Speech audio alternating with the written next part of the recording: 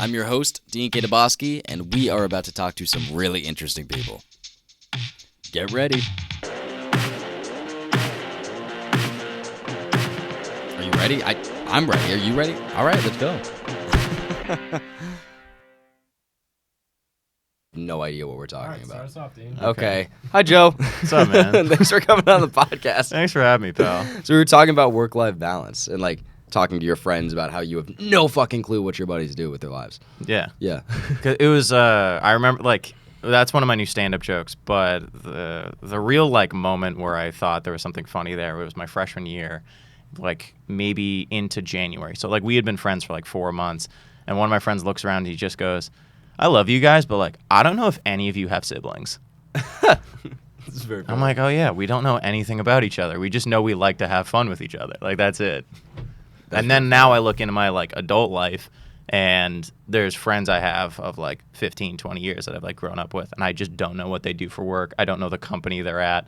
I just know we have fun when we hang out on, like, Friday and Saturday. It's like the quintessential male communication skills. Pretty much. Usually they make the SNL skits about this specifically. Yeah. Yeah. It's like in college, when you get to know somebody, the first thing, there's like a list of questions you have to ask. The first thing you ask is, what's your major? Yeah. Like where do you live? Like stuff like that. Where are you from? Where are you from? That just Yeah. all goes out the window when you graduate. No one gives a fuck. Pretty much. Very fair. Pretty much. I kind of like that, Yeah. actually. I could use less asking about majors. It's just so boring. I also hate the name game more than anything. Like not remembering people's names. Not even that. Like, you say you're from, like, wherever, like Milford, Connecticut. And Yeah. they're like, oh, do you know this person? Unless it's, No. like, your best friend, then the conversation's going to amount to nothing. So I like to just have fun at that point. Like, some dude we were doing it, and he's from Ohio, and I just went, oh, you know LeBron James? And just, he kind of didn't do anything. He's like, what, like, personally? I'm like, no, like, do you know LeBron? The kid from Akron? Do you know the kid from Yeah, Akron? do you know him? Do you know him? You familiar You're with his game? you're from there, right? I assume you just like know him. Yeah. That's so real funny. Sometimes you just do bits for yourself because it's more fun that way. Speaking of bits, so stand-up comedian in Boston. Yep. What is it like, first off? Like in college, well, actually, I guess tell me about college a little bit. What did you participate at BC in the comedic genre? Yeah, so I joined the New England Classic, the satire paper, when I was a sophomore, and This is the funniest aspect of BC. Yeah, it's because I think what's great about satire is we look for things that people have kind of gone blind to, and then like poke fun at it. Where there was stuff like one time we were talking about how, like, have you guys still, like, heard about, like, the BC look away? Oh, yeah. Oh, my Oh, God. yeah. Yeah, people think it's, like, a BC phenomenon. That's just, like, being an awkward 19-year-old to 21-year-old phenomenon. Like, yeah, if you're having sex with each other, you're gonna be awkward and just, like, not know what to do, or you don't remember their names. So it's not, like, a BC-specific thing. So then we started to think, like, all right, how is there an angle we can look at where BC kids think, like, oh, this is only unique to here. Like, we only listen to Mr. Brightside. Like, that's our song, even though Oh, it is. you're the fucking problem. It's all right? it's everywhere. Like, that everywhere plays that song. Like, Georgetown thinks it's their song. We think it's our song. It's everywhere. It's like it's a very popular song. So I don't know why BC has just like claimed it as their own, even though it's not. Right. When some buddies came in from home and we played it at the football game, my buddy from Harvard came in. Yeah. We started playing it, everyone was singing it. He was like, you guys are not special. Yeah. To be fair, though, when the chorus started and everyone started singing it and they, like, cut the music, he was like, okay, y'all are pretty good. Yeah. That was that. But, yeah, no, that's, like, actually a great point. So, yeah, I wrote for New England Classic, and while I was, like, thinking about we also started up, like, a sketch comedy or online sketch comedy group called Not in Boston, where it was kind of like articles that didn't work as articles into sketches. So I was, like, doing that, and my senior year, I did my first open mic stand-up at Tavern at the End of the World. I had a lot of fun, and I just rested on my laurels for a year and a half. I was like, I did one open mic. I'm a comedian, and then never did anything about it. And I thought, all right, like, right before, like, February 2020, I was like, all right, I'm going to get back into stand-up. Like, I'm going to go to open mics. I'm going to do this. And then the world shut down. Right. Awesome. So, yeah, from there, started doing, like, TikTok and Instagram sketches by myself because I just had the time. And then it all spiraled out into what it is now. So tell me a little bit about that too. I know the stand-up part is the more entertaining part, frankly. I like to think so. Tell me about the TikTok part a little bit though. How did that start off? Your when you could go back into the clubs and like do open mics. How did that start off? Your ability to do that? Yeah, so it was like December 2020. I was still itching to do comedy in some way, and I started with just like an anonymous meme page. I was like, all right, I'm gonna go back to my New England classic route, just do memes, do internet jokes, whatever. So every day I was like finding an image, putting a little caption on it, and just making memes. And it was completely anonymous. So I started with the name FentiFriedChicken because KFC is one of my favorite fast food places. It's kind of a play on my stage name. So I shortened FentiFriedChicken to FentiFriedChicken, which is where the Fenti comes from. And while I was doing like the meme page stuff, I realized it wasn't rewarding in that no one knew I was making the jokes.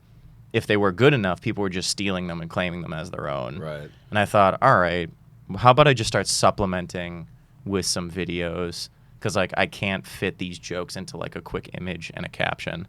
So then I started making Instagram and TikTok reels. And from like maybe the fourth or fifth video, it took off. Like it was a dumb sketch about the intern who clearly had a connection to get the internship. And I wanted to make him so obliviously dumb. It's a little close to home for BC students. Yeah. But like the boss comes up to me. He's like, hey, man, can you get me that Excel report by the end of the day? And the kid goes, absolutely, dude. One question, though. Is Excel the green one? Like he's so oblivious that he doesn't even know the program he should be working in. And from there, that series took off. I'm like, all right, I'm just going to keep making more. Brandon the intern, Brandon the intern, Brandon the intern. And from there, I was like, all right, maybe I should just do videos. So I changed the meme page to the video page. And once it got a bit of a following, I thought, oh, I can get back into stand-up with this because I've always wanted to get back there. And now that I have a little bit of a following, maybe people will want to see me if I'm like, I'm at this bar, I'm here. Wouldn't that be fun? So that's kind of how I got back into stand-up with the Instagram and TikTok thing. That's so cool. That's really cool. Did that work? Do you have a geographic following? So it's like a lot of Boston people follow you? It's surprisingly more New York than anywhere. Yeah, because now I do a lot of like corporate America sketches. So it's just like major metropolitan hubs. Those fucks, yeah. Yeah, pretty much. So like a lot of New York, a lot of Chicago. Surprisingly, a lot of like London in there too. Oh. Yeah, I didn't realize I have an international market, but I do. You're an international figure, dude. Yeah, like some dude from Germany DM'd me the other day, like in response to like one of my Patagonia vest bits. He was like, "Oh yeah, like my friend wears these all the time, and I send these to him. Like these are funny." I'm like that's crazy that you're German. From like Frankfurt, Germany. You're German. Yeah. What? How is this applicable to you? But somehow, some way. That's cool. So have you ever considered like going to those other cities to do a stand-up show? Like if you get enough attraction? It is so hard to book anywhere. Is it? Like I'm a one-man show, so I'm doing everything on my end. And really the way to get booked is to have either like someone who knows you in another place vouch for you, make the connection yourself, or just like go hang out and pray that someone's like, you want a guest spot? Right. So like I have enough roots in Boston now where like I know people who run shows here. I can just text them like, hey, do you have a minute or do you have like a 10-minute spot for me? Whatever. But to like expand out into New York or Chicago, I just have to shoot cold DMs and emails being like, hi, I'm another straight white guy doing comedy. Do you want to hear me do jokes? Here's my tape. And like I book a show now, and if I haven't worked with you before, it's like the tape has to be absolutely phenomenal for me to want to like get you on the show. Because I have people in Boston that I really want to get on the show because I've worked with them and they're funny. So I'm like, yeah, I want to give them their time because I've worked with them and I've seen them perform.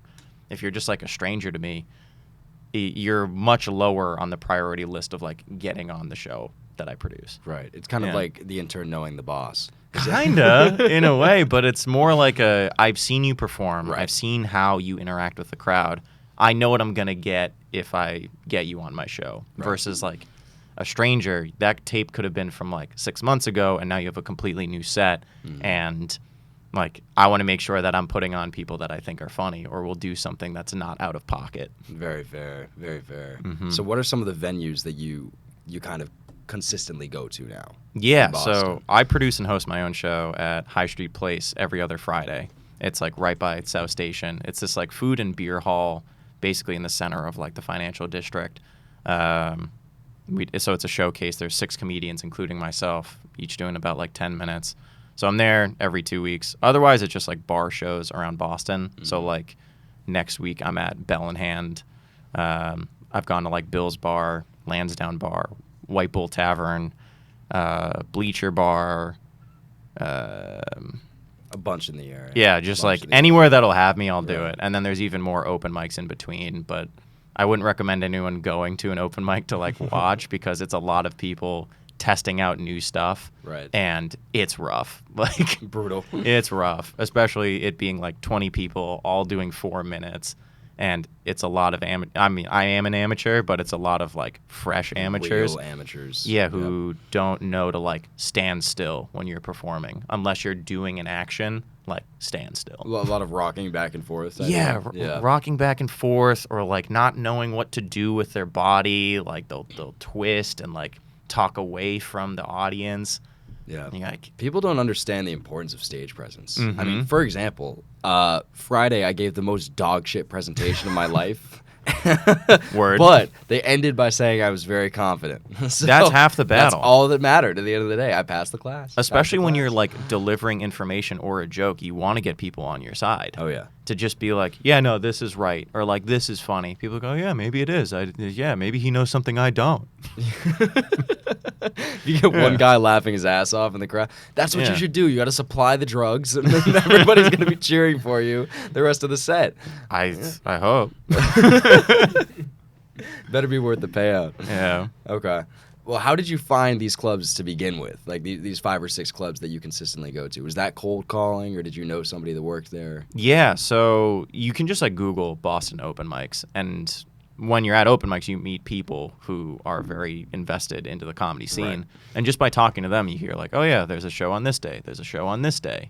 And then if you like go and hang out, you kind of see who is running them, who is participating in them. And just as you start to meet people in the scene, you kind of share all that information. So like now I know more or less every show that happens in Boston on a given day.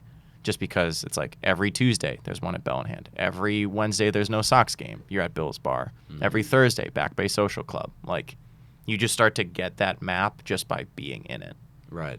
It's a lot of recon. Pretty much. A lot of recon. Pretty much. That's and also, like, if you follow some of the production companies online, like Boston Comedy Club, they have like 8 shows throughout Boston, and you can see all their info on that page. Interesting. Yeah. Okay. So That's really cool. It's like, all right, they've got something in Brighton at Article 24. Or they've got something at Tasty Burger in Cambridge. Like, and then it's just about sliding in. Or hopefully just like being there at the right time, Right. or having them reach out to you. Do they often, like if you're there, do they often say we need someone to come on right now? Very rarely does that happen. It's like, especially for weekend shows that are higher priority for comics, like usually everyone shows up. But there are some weekday shows on like Monday and Tuesday where someone gets held up somewhere, gets double booked, or something else. And if you're just there at the right time, like you're good. In. Pretty much. Has that happened to you? Did that happen a lot at the beginning? Kinda. Like I was at Thirsty Scholars Pub in Somerville the other day, and I just showed up and said, "Hey, you guys got 10?" They're like, "Yeah, Trent's not showing up. Feel free to go." That works. Yeah, because a lot of time just being available. Availability is the best ability. Yeah. Damn. Yeah. That's really interesting. Mm-hmm. Okay. Well, how did you get to produce this show that you were talking about a second ago? The one that you're producing. Yeah. So I had done an ad for This is your chance to plug. Go. Every other Friday, November 17th, December 1st, December 15th, 7:30, High Street Place, 100 High Street. 100 High Street. 100 High Street. Be there. Yeah, it's good. But I had done an ad for them on TikTok and Instagram like a year ago, because they're just trying to like it's a newer venue. I think they got built in like 2018, so they're still trying to like get people inside know what it's all about, figure it out. So I did that ad, went pretty well. And then August of this year, they said, hey, we see you do stand-up. Would you want to do stand-up at our venue? Have you ever put on a show before? I haven't, but I was like, yes. I could figure it out. Because, like, it's not that hard. Like, I knew enough. There's, like, 40 comics in the area that I really like and really wanted to work with. So I was like, I can definitely get talent for a series of shows. I have done, like, online production for a while. So I knew what, like, lighting would work well. I knew that they had, like, DJs and stuff. So I knew they would have, like, audio equipment. And that's really kind of everything. Right. And the only other missing piece is advertising and marketing. And since I have the platform on Instagram and TikTok, I thought if I just make a few videos or just like story it a couple times, I hopefully should get 20 to 30 people there. Right. And consistently we've been getting like 40 a week coming to the show. And that makes the room feel pretty full. Like I think maybe max we could fit like 50 or 60. So 40 in there, it's a loud That's room. enough. Yeah. Okay. That's interesting. Yeah. So I got very lucky in that they reached out to me. But now going forward, my plan is to start going to other venues that don't have comedy and pitch them like, hey, if you have a quiet day on Tuesday or Wednesday, let me come in. I'll host a free show. I'll get people in your door. So they might buy drinks, they might buy food, but they're there to watch comedy. Wouldn't that be fun? Here's a photo of like the shows I've put on at High Street Place. Interesting. Yeah. And that all stemmed from an ad that you had to Pretty take. much. That's really Yeah. interesting. How did they reach out to you, decide Boston? Did they realize you were a Boston-based comedian? This would be a good way to get out? Yeah. Okay. Because at the start of my TikTok and Instagram stuff, I was making a lot of Boston humor jokes. Like, because they were new for me. I'm like, all right, like I grew up around here, so I had a lot of like ideas about what to joke about.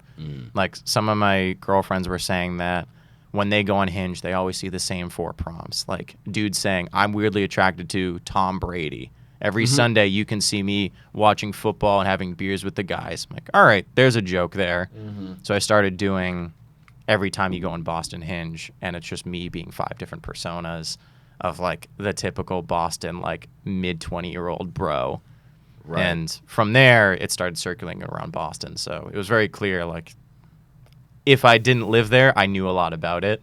And then I just put in like all my bios that like, no, I'm in Boston. Right. There's So- a lot of benefit to having a geographic base. That's for sure. I mean, we're trying to establish a BC base, which even, Yeah. it was even way smaller than Boston, but it would be hugely beneficial because Yeah. you get word of mouth, which is not a thing that. Because you then get it if just it's it abroad. spins out. Oh yeah. Yeah. Really quickly. How have you gotten to spin out more using social media and all that? Yeah, it's just a matter of, I think the best advice I got, I was an English minor here, and the best advice I got is write what you know about, because that's where you can be an authority. That's where you can show some insight into interesting stuff. So I make jokes about things that I know through in and throughout. I'm like, this is my experience here. I'm not extrapolating anything. Like, I work in corporate America full time. I've lived in Boston my whole life, and I know generally how to write a sketch.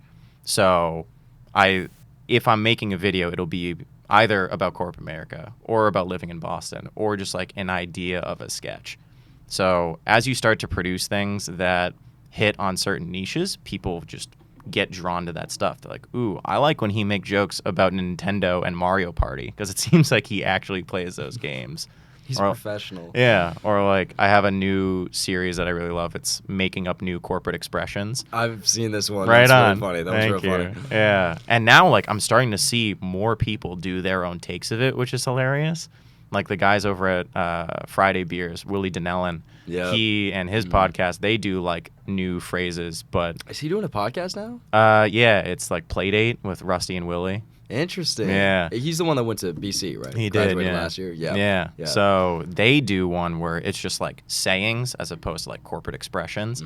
And he killed one the other day. I loved it. He was like, a bullseye ain't 60, to mean that like the shiny middle thing that looks like it's what you want isn't actually worth the most points on a dartboard. Huh. A triple 20 is the Right. most. And I'm like, oh, that's good. That's like weirdly So, insightful. I know. It's really good. Weirdly comprehensive. Yeah. Bullseye ain't 60. So I've started to see other people, and whether they took the inspiration from me or not, I don't know. I'm not to say. But at least now I'm noticing it more. Where like, this idea that I had is now getting spread into other spots. I'm like, all right, maybe it is reaching other people. That's cool. Right. Yeah. I know a lot of people would be like upset that other people are using ideas similar to what they're doing. Do you get upset by that at all? If someone were to copy you? If it's a format like there's only so many things you can joke about. Right. So if it's a similar format, go for it. I'm like, of anything, I'm flattered that you saw something I did and thought, I'm going to do it but a little different. Like, that's sick. And by no way am I saying like, oh, they saw my thing and then copied it. Like, no. They probably had, like, they're smart, creative dudes who are pretty funny. They probably thought, like, expressions are silly. Why don't we make our own? Because it's not like a novel idea to come up with an expression. So if someone like is using me as an inspiration, that's sick. I love that, especially if they say somewhere in like a caption like, I saw Joe Fenti do this, here's my take on it. That's sick. But there's been times where people have ripped my stuff like bar for bar, and it was actually for an ad. Like, my friend and I, we made one where it's like the kind of people you see at every Southeast St. Patty's Day parade. So it's like you see 5 different personas of like the one who got too drunk, the one who's never been here before, something, the other thing. And then like 2 weeks later, for this like terrible after day of drinking like hangover pill, the same thing, like people you see at the Southie parade. Awesome. And it's like bar for bar, like the guy who started drinking at 5 a.m. He walks in the same way that I walk in, like holding a drink in his hand, still in a basketball jersey. I'm like, bar for bar, dude. Bar for bar. I know that's a real thing in like stand-up too. Yeah, and then he plugged in his stupid like after hangover pill. Yeah. I'm like, really? Not only do you steal my bit, but then you do it for an advertisement? Where the fuck was my advertisement? Yeah, like throw me some jangle, dude. So I know that's a real thing in stand-up too. Like concern that people just steal your bits straight up. Yeah, it's tough because like, also, again, there's only so many things you can joke about. Like the premise of like even guys not knowing their guy friends very well, it's been talked about. So you have to find a new way to make a joke out of a premise. And if you can do that in an interesting way or a different way, then you're fine. But even now, like when I'm writing jokes, like I've been watching stand-up comedy since I was a little kid. So it all kind of gets absorbed. Right. And you're like, all right, did I come up with this or did I forget about this and I'm saying it again later? Yeah. Like, is this an SNL skit I saw 3 years ago type beat? Yeah. Because I have a new series where my favorite comedian of all time is Mitch Hedberg. He does a lot of like dry one-liners. Okay. And I had been watching him forever. Dimitri Martin does kind of a similar thing. And I forgot about this Dimitri Martin joke, but I thought I came up with it. Is that like I went to the store the other day and I didn't know my size. So when the lady came up to me and asked like, what kind of shirt are you looking for? Are you a large or an XL? I went, I'm actual size. And I thought I came up with it. And then I posted that joke and people were like, that's a Dimitri Martin one. I'm like, oh, that's where that came from. That is where that came from. So sometimes you unintentionally rip bits. But after that, like, I deleted the video. I'm like, I don't want to be credited with that because it's not my joke. Right. Yeah. That's very fair. So it happens, but the way around it is joke about things that you know. Because if you tell stories from your life, no one can really make it an authentic bit for them. That's fair. You know? One of my favorite, I love Dave Chappelle. Of course. I think everyone loves Dave Chappelle. And I know he tells a lot of personal stories. Yeah. Are they real? We don't know. Yeah. Or like fucking Theo Vaughn. Oh, Theo dude. Vaughn. King of storytelling. Is anything he's saying real? It doesn't matter. He came up with it. Yeah. Yeah. For the most part, I feel like my comedy is like 90% true. Right. Where maybe something didn't happen the way the ending I say is, or like maybe the details aren't correct, but maybe like the overall sentiment is accurate. Very rarely am I just coming up with something out of a contrived situation. It's like, all right, maybe, okay, yeah, no, that works. All right, here we go. And I try it. So you like take the setup, something like that? Yeah, so like one joke that I wrote recently that, like the sentiment is true. Like I've been dating my girlfriend for 6 months now, and she makes me feel so wonderful and amazing, and she just gives like very like wholesome compliments. So now I like don't need to get objectified by people on the internet to feel good about myself. So now I took that idea of like, okay, my girlfriend says very nice, sweet things to me, so I don't need like objectification to like feel good about myself. So I just made up something that she could have said and something that some guy DM'd me to like get that message across. Because like it's also there's like parallel structure, like it all works very well. You know, like I would say, like my girlfriend is very sweet to me, but so are the men in my DMs. But they do it in a very different way. Like my girlfriend will say things to me like, Joe, every minute with you is a minute better spent, and it seems like you and I were put on this earth just for each other, just us two. And I'm like, wow, you mean that? There's so many people. But then the men in my DMs, they really just go above and beyond to make me feel special. Like they really pull out all the stops. They'll say things like, I would break every couch and chair on earth for you so that the only place you could sit is my face.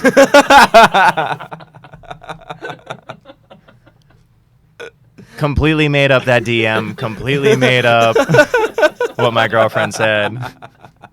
But the idea is there. I'm like, okay, I don't need to be objectified. You know?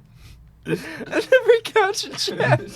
Yeah, feel free to use that line. It's a good one. It's a real good one, bro. I was proud when I wrote that. I'm like, that's funny.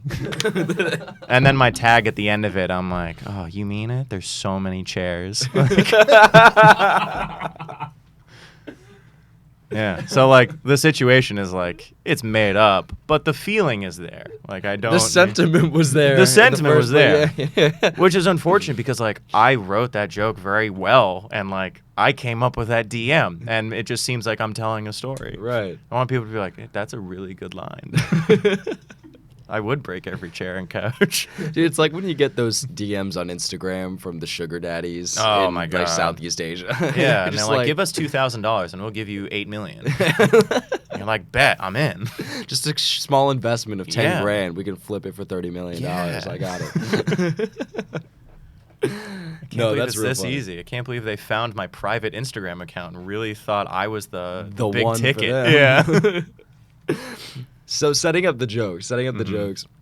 That's, I know, like, all the big comedians do that, obviously, except Yeah. for Theo Von. I'm convinced he's an alien and nothing he said is real. And that maybe he's, didn't even have a childhood and everything Yeah. he said there is just a figment of our imagination. Mhm. But what are some other ways you come up with jokes? Like, talking about what Yeah. like taking similar situations. What are, like, some other ways that you come up with punchlines, for example? I know that can be the tough part, Yeah, it's noticing when for me, it's like, have I said something funny in a conversation that worked? And then it's like sitting with that idea. Setting and, something up around it. Yeah, and making it into like a stand-up joke as opposed to just like riffing with your friends. Like, I'm trying to think of one recently. Oh, yeah. I was talking with my girlfriend, and we were just saying that she loves eggplant parm. And I'm like, it's ridiculous that eggplant has tricked us into being chicken. Like, in no world has eggplant been able to pull that off. Like, if you got eggplant nuggets or eggplant tenders, that'd be disgusting. Yeah. But somehow we're like, oh, chicken parm, the most delicious thing in the world? Yeah, let's put eggplant on it. No one will say anything. So then I thought, like, all right. It's actually a really good point. I Just know, right? Separate from any joke you're going to make. Yeah. It's right. Yeah. That's also another part of comedy. Is like, can you say something that will make people go like, I never thought about it like that. That's interesting. Why the fuck is eggplant? So I thought about, like, what if eggplant was telling its father its plan to, like, replace chicken? Like, what would that conversation be? And from there, I was like, all right, I can punch in jokes. Like, what's the main eggplant dish ever? And I had to Google it because I didn't know. It's baba ganoush, which is a hilarious word in general. Baba ganoush. Yeah. So and then I was like, all right, if I do this conversation, let me like overinflate it. Let me make it silly. And then I realized that people know what an eggplant is because everyone uses it as the emoji for penis. Like, I'm like, all right, can I combine having a silly conversation? I also do like impressions and like character voices. So I'm like, can I combine that? Can I combine this idea and then do something with a dick joke in there? So now the joke is I set up like, isn't it ridiculous that eggplant has pretended to be chicken and we're all okay with it? I can only imagine the conversation between Eggplant Senior and Eggplant Junior, where Senior's like, you're never going to amount to nothing. You've always meant to be Baba Ganoush. And the son being like, I'll show you. I don't know why they have different accents. I'll be the best vegetarian Italian dish the world has ever seen. And then the dad going, yeah, right. And that'll be the day you're the universal emoji for penis. So it's just combining all of those little things into like, just because I was talking to my girlfriend about eggplant parm, I'm like, all right, there's something there. You turned eggplant parm into a dick joke. Me, pretty much. Yeah, an Italian Yeah. disappointed father dick joke. Yeah. Yeah. Just from having like a silly conversation and going, all right, there's something here. The amount of planning it takes to make a dick joke is crazy. Yeah. Yeah. Because it's an unexpected one. Yeah. You know? Yeah, definitely. Yeah. So a lot of times it's just like paying attention to when something funny has happened and then trying to work a new angle of like, all right, how can I make this like a stand-up joke? As opposed to like, isn't it kind of ridiculous that eggplant is chicken sometimes, right? Moving on, you know? Yeah, yeah. Because like a premise One can will be hit, one funny. won't. Yeah, a premise can be funny, but you need it to be a joke. How do you test that before you put it in front of people? That's what open mics are for. Okay. And oh my god. That's why we shouldn't go. to that. Yeah, Okay, because yeah. I bomb most open mics. Like I would go up there, I'm like, oh, this is gonna hit, and then I get up there, I'm like, oh, that's a mistake. That's terrible. Or like I try something new or like a different format. I've only been doing stand-up for like a year and a few months, so I'm still trying to figure out what works for me and what doesn't. So one set, I thought, all right, let me start off with a heater, like one of my best jokes, and then let me just go into one-liners. Right. Like I'll get them on my side and then just do all these one-liners I've come up with. I've never heard a room more silent than when I did this bit. Like every joke got an audible. I'm like, wow, I feel terrible. So you got to unfortunately just be able to sit in some uncomfortable silence and be like, all right, I'll be better next time. I'm so sorry. I'm sorry for disappointing. Please don't hate me. I thought this would be fun. Is that silence helpful though? Like, the problem is at some point, if you've made enough bad jokes, even a good one might not hit. I assume, right? Yeah, that's why you want to start off like some advice I got at the beginning was to sandwich your material. Okay. So start off with the good stuff, end with the good stuff, and test out new stuff in the middle. Just because if you start off poorly, they might immediately write you off as like, you're bad, I'm not going to pay attention. Right. But if you can start off with a good one and make it all flow through, if you lose them in the middle, you can still maybe get them back at the end. There's a reverse Oreo. You know, the shit's on the inside. Yeah. You got the cream on the outside. Pretty much. There you go. Yeah, because that's a way to do it. Okay. Mhm. That's interesting. Because I was saying, I can imagine, for example, if I would get up on a stage, Yeah. I would shit my pants first off. Oh, I watched my first tape of me doing that open mic. I'm Yeah. like shaking, I'm wobbling back and forth. Like, I also didn't wait for the laughter. Like, I was like, I have 4 minutes. I'm going to tell all my jokes in 4 minutes, and hopefully they like it. So, like, people would be laughing, and I would just be talking over their laughter. I'm like, I have a joke to get out. I didn't expect all of this. I'm just going to keep going. Right. So it's very nerve-wracking. And, like, the first real show I did in front of, like, a real audience, I couldn't eat for, like, 6 hours before. I was sweating through every shirt I was putting on. And, like, even in the video of that show, I, like, do a hand gesture, and there was just a waterfall under my arm. Like, I was pissing out of my armpits. We do know what that's like. We're on a dance team here. Oh, right on. We're on Latin Dance VIP. We did Showdown last year. That shit is nerve-wracking. Like, even though there are 25 other people on the stage with you, it's like you're in front of thousands of people. Mm-hmm. I can't imagine what it's like being alone Yeah. in front of even just a couple dozen. That's And so also, crazy. you like in a dance group, like you're just being entertaining. Like Right. people can just enjoy like the spectacle of you dancing and the costumes and everything. Even the Right. music is fun. But like if you're doing stand up, it's just you. Either like, you're good or you're shit. Yeah, and you're gonna know quickly. You're it. Like that's it. Yeah. So, but you're right. Anytime you get on stage and have people looking at you, it's nerve wracking. And that's why stage presence is so important. Mm-hmm. Definitely. And in stand up for sure. Yeah. Even for performances. Like I used to sing in fucking middle school Yeah. or whatever. I had a band in the middle school called the Voice Cracks.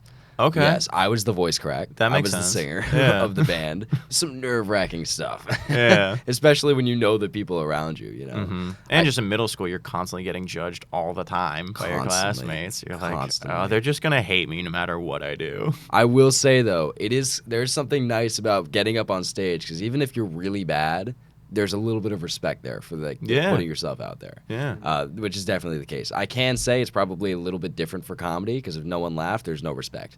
I mean, so, like, when you tell people who didn't see the show, they're like, that's really brave that you got on stage. And I'm like, I'm glad you weren't there. I basically just talked at a room for 20 minutes. Yeah. And that was that. Fortunately, I've never done a set that long that has been that much of a bomb. Okay. Like, it's usually been, like, shorter shows. That have been really bad. Yeah, I haven't had to, like, sit in it as long. What's the longest show you've done? Done 35 minutes, as long as I did. Yeah, Northeastern had me for, like, one of their grad student things. Does that get harder the longer it is, or do you get, like, into it? You know? Fortunately, they were a fantastic crowd. Okay. So, like, I've been doing comedy a year. I maybe have 45 minutes of, like, total jokes ever, 35 of which are serviceable, 25 are good. Like, right. It really chips away. So I lost them a few times during the show of, like, all right, that was one of the stretch jokes, so I'm glad I put it in the middle. But, like the whole night before, I was just organizing, like, the flow of it. So it made sense, because I didn't want it to be like, here's a joke, here's a joke, here's a joke. More like, I have a new girlfriend, here's 4 bits about that. Before I met my girlfriend, I was single, here's 4 bits about that. So it made sense in a conversational way of, like, what was going on. Right. So it got easier in that I felt like I had their attention the whole way through. They're like, all right, we're going to sit for 30 minutes and watch this kid. So it was nerve-wracking to, like, put it all together. But once I got there, I only checked my notes once. Right. Yeah. I know that like a really big part of comedy now, especially like guys on TikTok like Matt Rife, they do the interactions of the crowd. The crowd work. Do you ever do that? I hate crowd work. I hate crowd work so much. Because, like, what if you get a dud? What if I'm not quick enough? You make fun of the dud. Fuck up the dud. But, like, then that's no fun. That's fair. So I have a new bit where, like, I make fun of crowd work in of itself, where I lead off, I'm like, I hate crowd work because people are scary, but but I feel like for crowd work to work, you kind of have to be a little cutting, you kind of have to be a little edgy, and that's just not my style. I feel like if I were to do crowd work, it would look like this. And then I just give, like, a really nice compliment to one person, and then a really nice compliment to a second person, and then I look at a third guy, and, like, I try to pick out some Chad, basically. Right. Like, if they're in a Patagonia vest, perfect, I'm picking you for this one. I look at them and I go, and you, my man. All right, moving on. And I just let that be the joke. So it's very clear, like, oh, he had nothing nice at all to say. Yeah. And it's canned, like, it's not crowd work, but it kind of looks like it. Like a little bit. Yeah, I see that. That's a smart way to do that. So at Northeastern, when I did that bit, I was like, you know what, let me try doing crowd work at the end of it. Mm-hmm. So it was also for, like, all the grad students. So I kind of knew going in, like, they were going to have an impressive major, or like they were going to have an impressive internship or something to that regard. And I'm like, all right, I can make a joke about how, like, I'm a stand-up comedian and my parents aren't proud of me. Like, no matter what he says, I can make a joke about that, but it seems like it's off the cuff. Right. So I did that a little bit, but even then I'm like, this isn't my favorite thing to do. Right, right. I worked hard on, like, this writing stuff. Yeah. Tell me about the writing stuff, because I know for a 35-minute set, there's got to be a lot of preparation going into that. Yeah. It's not just, I know there's the misconception that, like, you just get up on stage and shit, talk the shit. Whatever. Yeah. That's not the case. No, I mean, it's the culmination of, like, a year's worth of writing jokes and testing jokes and scrapping jokes. Like, there's been a lot of times I've gotten on stage, been like, that joke's cool, I'm bringing it with me, and then 6 months later, I'm like, I hate that joke. Mm-hmm. That joke doesn't work anymore. Yeah. So, especially if it's, like, time sensitive, you can't keep telling it. You do a lot of the time sensitive ones? Stuff that's going on? Yeah, one of my, like, first jokes I really liked, it made fun of how, like, it was like during the Me Too movement, we were just finding out that so many men were predators in Hollywood. Mm. So I wrote a joke about that. But now that, like, people have kind of forgot all of the, like, main villains in that episode or, like, in that time, it doesn't hit as hard. Right. Because, like, I reference, like, the setup is like I grew up in Boston, and I'm very familiar with the Boston guy insult because it's the same time over and over again. Right. But it's like the same formula, but not the same words. Basically, what they do is they find a characteristic about you, they call you a celebrity with the same one, and they tell you to go fuck yourself. Like every time, that's what it is. So give me an example. Give me an example. Perfect. So Fuck like me up. for me, usually for me, like I'm blonde, I'd be holding a microphone. They're like, "Hey, Ryan Seacrest, why don't you take that microphone and shove it up your ass?" Or like for you, like you got that old school Justin Bieber flow. They would just call you Bieber. Yes, he does. Yeah. Sorry. That's it. They'd be I like, just need a haircut. yeah, exactly. They'd just be like, "Shut up, Bieber," and like that's the whole. That's it. That's the whole insult. So then I thought, like, all right, well, what, like, these references are outdated. Like, they're taking pop culture figures from, like, 20, 30 years ago. Right. I'm excited for when it's, like, guys my age making these jokes in 20, 30 years. So, like, let's say a guy's being creepy to a girl or whatever. They'll be like, "Hey, Matt Lauer, why don't you unlock that door?" Or, "Hey, Harvey Weinstein." Yeah. No. Oh, God, no. Yeah. And then I did like 4 more examples of like, who is it? Like Louis C.K., Harvey Weinstein, Jeffrey Tambor. Like at one point, I just listed like 18 celebrities. You know, I'm like, well, that's, you know, I could keep going, but I don't want to mention like James Franco. Casey Affleck, Ben Affleck, Ben Roethlisberger, Deshaun Watson, and like really, I just listed like 20 people.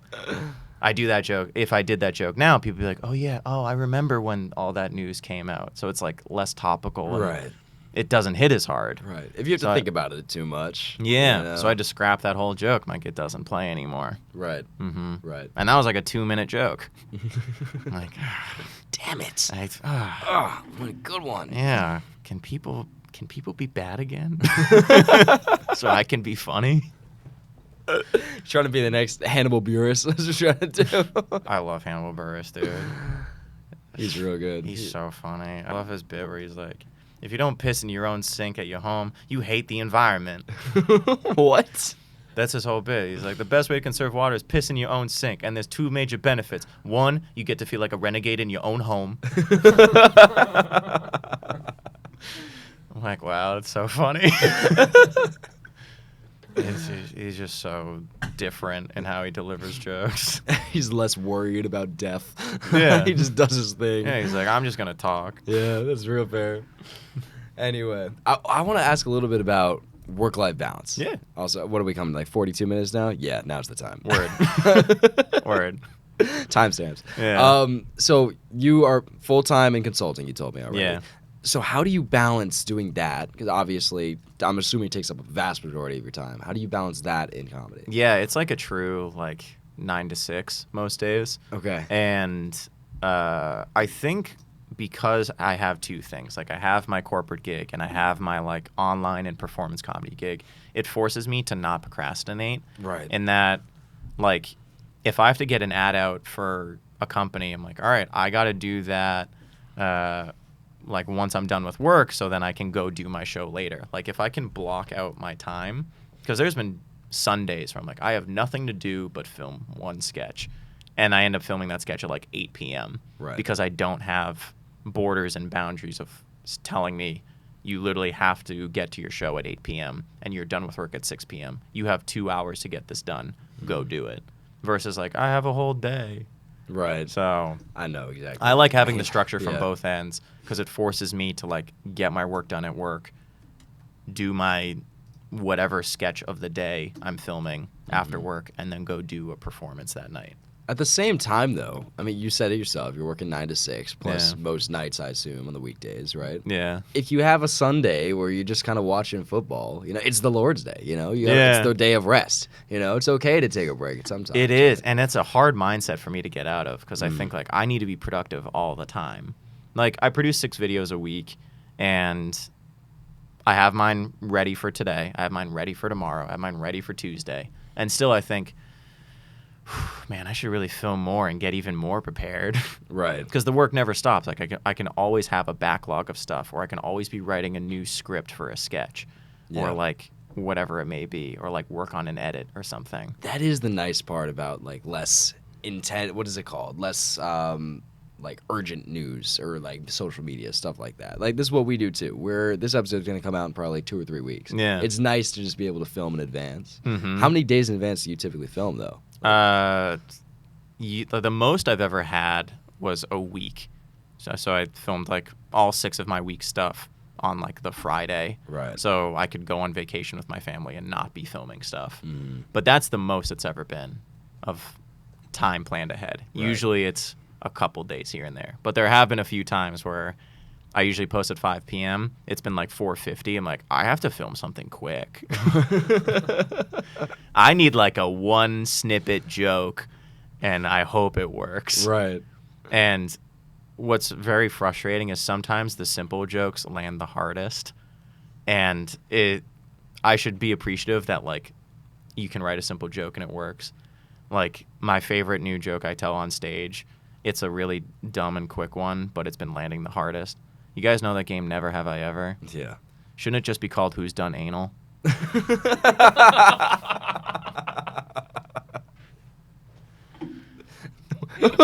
That's the whole joke.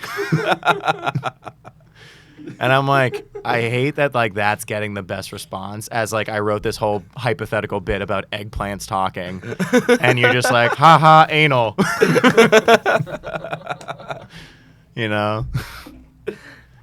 But sometimes when I'm filming sketches, I'm like, all right, how can I just like deliver a quick 1-punch joke in like 5 seconds? And sometimes those videos like rack up millions of views, right. But yet ones with like longer, bigger concepts don't play. What is your biggest video you've put out? Oh no. No, it's a good. I just like the story behind it. My girlfriend said, it was like 4 months ago when my hair was like the right length. She was like, you kind of look like Jeremy Allen White, the guy from The Bear. And I'm like, I don't see that at all. And she's like, no, I think you do. And I'm like, I disagree with you, and I'm going to mathematically prove it. So we were watching The Bear together, and I had done a series before of like, this is me 1 day after watching Ozarks. This is me a week after watching Ozarks. This is me a month after watching Ozarks. And I would go more into the impression. So I thought, all right, I'll just do it with The Bear. So I bought the blue apron. I had the white T-shirt. I drew some tats on me. And I was like, here's me 1 day, 1 week, 1 month after watching The Bear. And by the end, I'm just doing like the cousin, get to your station, fucking thank you, chef, and then walks out. And that got 10 million views. And I'm like, damn. My girlfriend was right. Because all people are like, it's uncanny, you look just like him. I'm like, I really don't think I do. We just like are both. We got the pic up here. Wait, put this on the screen. Yeah, like I don't think I look like him. Maybe I mean, a little my bit. hair, like we kind of have the same eyes. Like I Here, get. look at me straight on real quick. Yeah, well, my hair's a lot longer now, but yeah, it's like it's close enough that for a silly video it might work. Do the picture of him without a shirt on. Yeah. Yeah, that's straight up. There it is. Yeah. Yeah, no, there it is, baby. I wish I was that Joe! cut. I wish I was that cut, dude. Are you kidding me? Just be on The Bear, dude. That will do it. Did you watch that whole series, too? Yeah. Okay. I got halfway through season 2, though, but I did watch all of season 1. Gotcha. I'm a Shameless fan, so this guy was originally on Shameless. Love that show. Yeah, I got a lot of like, oh, Young Lip, you know. Young Lip. Yeah. Yep, Young Lip. Mm-hmm. That's funny. And that one just blew up. How long did that take to like reach 10 million views? Is that an overnight thing? 3 days. Really? Yeah. Yeah. Like day 1, it caught to like 2 mil. I'm like, oh fuck. When I hang out with her tonight, I'm gonna be like, remember how I said there's no way? You're right. You're very right. Like statistically proven, you're right. And then it outpaced every other video. I'm like, oh, it's the best one I've ever done. Oh, no. And she's still like, yeah, I told you I was right. I'm like, yeah, you were. Suffering from success. Yeah. I'd argue that's an okay thing to be wrong about. Oh, it was like. No, fine. Yeah, it was like fine, but. You also did a lot of the big series. Like I remember you did the Truthful College Slogan series. I still do that one. You still do that one? Yeah. That was the first one I ever saw from you. Right on. Yeah, that was a good one. Because like those are one of those ones where, like, if I have 30 minutes to, like, get a thing out, it's really easy to do. The hard part is just coming up with the slogan for the school that's not one that can be applied to most places. Right. Like, a lot of times people, like, DM me suggestions, and it'll be, like, a small private college in New England, and they're like, it's a bunch of white kids doing cocaine. I'm like, that's most colleges. That's not even niche. Yeah, like, I can just say that about anything, and it probably plays. Fuck it, you could say about high schools. Yeah. So yeah. So I have to think, like, all right, what's a thing I can joke about that is more specific to that school? Like, when the Final Four was happening, I was like, all right, let me do one for each of the Final Four schools. And Miami was in it. And, like, at the time, the Kavinder twins were, like, the big thing on TikTok. Those, like, the girls on the basketball team yeah. who are also Who influencers. don't even play basketball. And as far as I'm concerned, weren't that good when they played. I have no idea if they're good at the thing, but I know that they had 5 million followers. I'm like, all right, people will get this joke. So I said something to the degree of, like, you Miami, you thought Minnesota was the twin capital? It's actually our basketball team. So it's like, there's no way that joke could have been said about anything else. So now, I think I'm on, like, part 16 or 17 of Honest College slogans.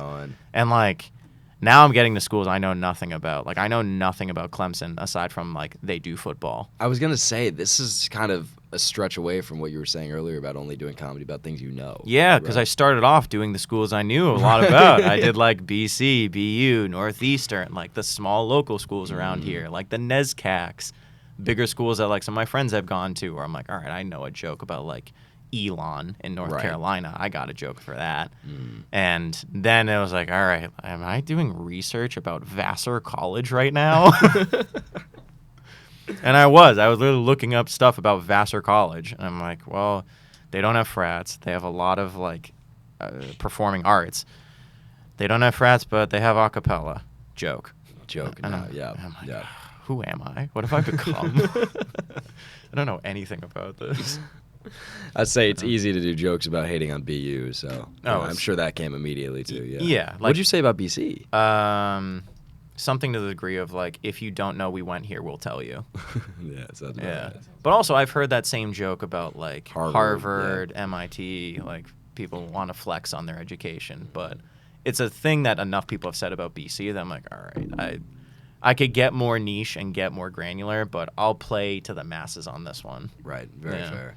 Did you, when you were making, well, I guess when you were in school, but when you first graduated, did you have, like, a big BC audience, like a presence within the community still? Not really. Well, because I operated from, like, an anonymous meme page for a while, and I use my stage name when I'm performing, so, and, like, even online. So, like, I wasn't bringing a lot of people with me from there. Excuse me. Yeah, you're excused. Word. But, yeah, I can't say, like, I had a lot of people come with me just because they're like, oh, I recognize him from BC. Right. But even now, like, if you Google Joe Fenti in, like, that auto population section, it'll be, like, Boston College lacks, BC, you know, LinkedIn. Like, it'll do the whole thing. Joe with an I, right? Yeah, with an I. So, like, if you just look at the auto population, like... Oh, what comes up immediately? Here, yeah, just go to like, the search bar, Will? Yeah, just do the search bar. Yeah, like, you can see basically everything about me. Yeah. Interesting. Like, they even got lacrosse. I'm like, wow. Here, put on the screen real quick. Let me show, look up my name real quick. This is actually funny. Let me see if it still comes up. All right, let's see it. It used to be when you looked my name up, there we go, it would immediately do a singing YouTube page. No, like, here we go. It would show you a singing YouTube page. Okay, not anymore. Yeah. What would come up immediately? Now you got your podcast. Now the podcast is up. Look at that. That's good. It was funny. When you looked up my name, it would immediately bring you to a YouTube channel that had me singing Attention by Charlie Puth on it. Right on. Yes. Sick. Doesn't exist anymore. Stop looking. Yeah. No, don't click that.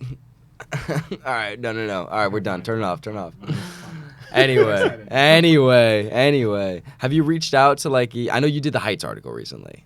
The Alumni magazine. Oh, Alumni Magazine. Yeah. Okay, got you. Yeah. Heights also wrote an article about you. They did? They did. Oh, yeah. I need Yes. to look into that. I You need haven't to seen that read one. that one. That was a pretty brief one, but Okay. So the alumni one. What Yeah. what kind of stuff were they asking you? Was it about comedy? They more asked like how they were focusing more on like the internet side of things because like Gotcha. that's how they found me. Mm. So they're like, how are you doing internet? How are you balancing internet and corporate stuff? And like, what does your day look like? Why did you do this? Why do you keep doing it? Sort of thing. So a lot of what we covered here, but they were more focused on like, but you have a real job. Why do the ha-has? And I'm like, you know, I love comedy, but I love health insurance, you know? And I know I said that joke to you guys earlier, but like, that's one of my jokes. It's one of my jokes. Yeah. That's real good. That's real good. Yeah, it's weird being a comedian when you're meeting people because a lot of times like the stuff I've written just comes up in conversation. So I tell really perfected stories when Right. I'm meeting people because like they're my jokes. Right. You know? So, We're using a conversation. You just seem like the most well put together. yeah, has the they're best like, memory wow, on the he planet. had really like timed punches in that story. He knew what he was saying. Yeah. That's incredible. He remembers his childhood so well. Yeah. Yeah. So it's weird because like I'll make jokes and like, or if it's a new one, I'll be like, I have to send a text real quick and I just put it in my notes. So when you were at BC, you said you were in the New England Classic. Yeah. Which I fucking love. Right on. Did you run it by the time you graduated? I was the associate editor, so like the chief editor, he did everything, and then there's like 3 of us who like helped produce the articles, edit the articles, and like get meetings going. So I was like one of the people that helped run it. Okay. Yeah. And you were telling us about the senior shit post week shit. Yeah. So this was one of the things I was very happy for. We did, like I had been pitching ideas since I was a sophomore, and a lot of them would get rejected.